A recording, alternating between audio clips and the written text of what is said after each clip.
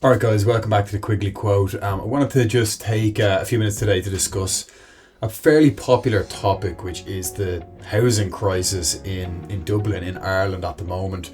I'd say a lot of you guys, girls watching the video, are like in a similar position to me, kind of mid-20s, ideally hoping to buy a house, get a mortgage, all that kind of crack in the next few years, but you're just thinking, I can't afford one. There aren't even houses there if I wanted to get a mortgage on one, and it's just a bit of a nightmare. There's been a couple of developments lately, a couple of articles there, one by the Irish Times, one by the Irish Examiner. So I thought I'd just go through them today and share a little bit of my kind of thoughts. I am not an economist. I don't know a whole lot about the housing prices, the housing market, what way it's going to go, but I have wanted to buy an apartment or a house for the last couple of years, and it's annoying me. So I'll go through it. The Irish Times, so they recently came out and said that the average rent in Dublin is about to hit 2k per month. The costs of houses and apartments have increased 3.7% in the year to March. That's according to latest stats by the CSO, which is literally the 12th month in a row that there's been an increase. So that's insane. Now look, they're saying the state may need to build as many as 200,000 homes over the next 3 years to resolve the crisis. That was the report by Davy Stockbroker. This report, it calculated that the latent housing demand in the Irish market, which is like the number of households whose demand for homes has not yet been met due to lack of supply, that stands at 106,000. A ridiculous number.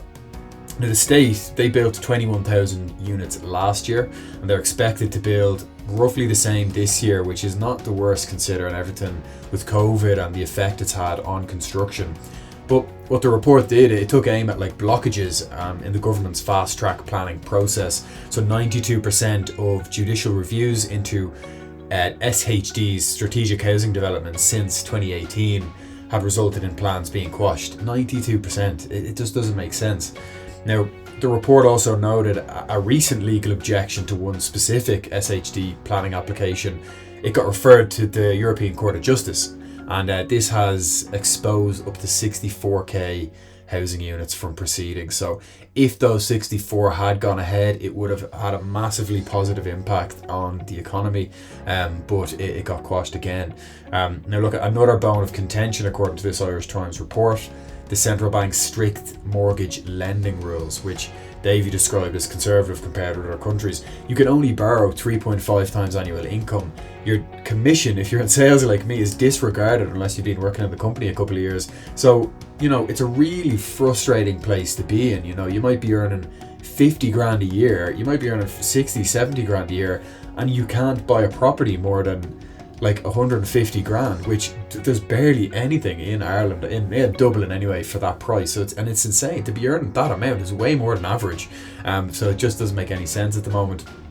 So it said the central bank was tasked with approving the government's new shared equity, which will effectively allow higher leverage to home buyers of newly built homes. Higher leverage means you can borrow more, which is what we need, and that would circumvent the mortgage rules. Political pressures, which is like us, the economy, everyone, society giving out about the crisis, they're growing. These political pressures are growing to circumvent or at least relax the mortgage lending rules. So I would imagine there's going to have to be some leniency by the central bank. Again, I don't know a whole lot of this stuff. I'm not an economist, but I'm just kind of reading out the Irish Times article. So it's a little bit of positivity.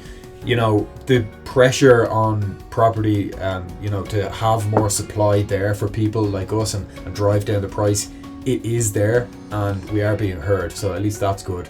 The Irish Examiner recently, I think like 5 days ago, a week ago or so, put out a post as well, where they said that they're currently, elderly people are being encouraged or incentivized to downsize, removing height caps in cities, bringing 90k vacant units into use as key elements of the government's new housing plan. So this plan is the Entitled Housing for All. That's the name of it. It's a 12 billion a year plan. It's going to be announced next month, so keep your eyes peeled for that. And it's going to target a delivery of 33k homes a year between now and 2025, which is just going to be really positive for us guys, and everyone really who's looking to purchase property. And it will also see the constitutional right to property questioned, as well as new compulsory powers for local authorities to buy land for housing. So it comes down to the actual authorities needing to buy land to build a house in the first place. So it's not as easy as the government's just saying, oh, let's just throw a load of houses here. There's a ton of different stages to it, so it requires a bit more thought. So look, everything is on the table. It's no longer just a money issue. It's complex. There's a concerted effort to finally get to grips with this. That was said by a senior government source.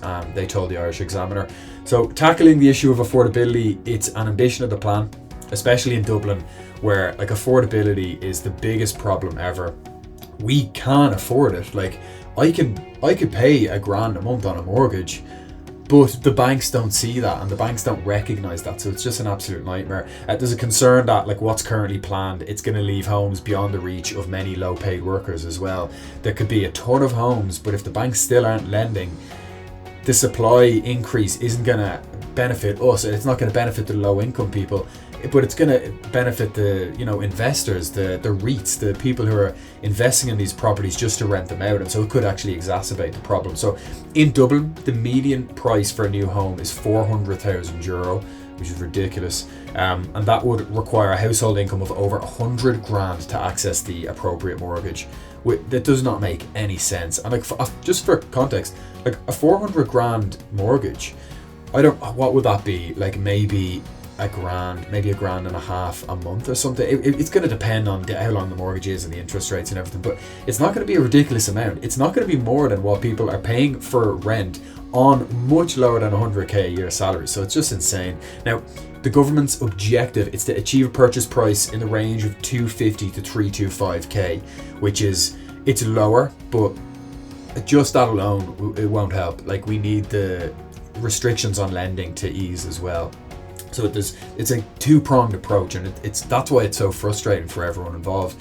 So the idea of regulating the price of building land in the first place, it's actually an infringement on private property rights, and they're protected under the Constitution, notably Article 40.3.2. Another spanner in the works, another issue, another thing for everyone else to try and get through, and it's just making the problem even more complex. So the Kenny report, this is the one by the Irish Examiner, it argued that the right had to be balanced with Article 43.2, and that states that the state may delimit by law the exercising of these rights with the exigencies of the common good. So sources have said addressing the issue by way of referendum is on the table. So guys, just keep your eyes on the news. If there is any word of a referendum, like us, everyone, every young person in Ireland needs to get out there and just do everything we can for our generation, for our younger brothers and sisters, and our kids as well, because when it's written into law in Ireland, you know how much of a nightmare it is and how long it can take to get sorted. So Taoiseach Leo Varadkar, in his Ard Ish speech, Esh, I believe that's pronounced, said Fine Gael is now targeting the delivery of 40k new homes a year, but accepted that this is not yet government policy. So guys, a lot of information to deal with. I'm going to link those two articles below. It's good that it's getting mainstream coverage. It's good that us young people are being heard in Ireland. It's not just our generation that's getting annoyed by this, it is older generations as well. So we'll just keep talking about it, chat to your mates about it. We should be able to buy houses. Like, if you're coming into your 30s, you should be able to buy a house on your own, not just if you're in a relationship and you've got a combined salary. Like, if you're a single person and you're earning between 30 and 50k, you should be able to eventually apply for a mortgage. So guys, I'm gonna leave it there. I'm pretty passionate about this. I really want to buy a property in the next while. I'd like to invest in property to a degree as well, but with everything that's going on, I think it's a bit immoral to be trying to invest in property when there's so many families and individuals scraping to get by, paying extortionate rent, wishing that they could move out. So look, my plan, just before I end the video, is to buy a 2-bed apartment in Dublin in a decent location in the next 12 to 18 months. It really depends on what the banks do. It really depends on the price of the houses as well, but fingers crossed that things pick up. Are you looking to buy a house? Let us know. Drop me a message on Instagram, comment down below, like, subscribe, all that good stuff, guys. Thank you for watching. I'll see you in the next one.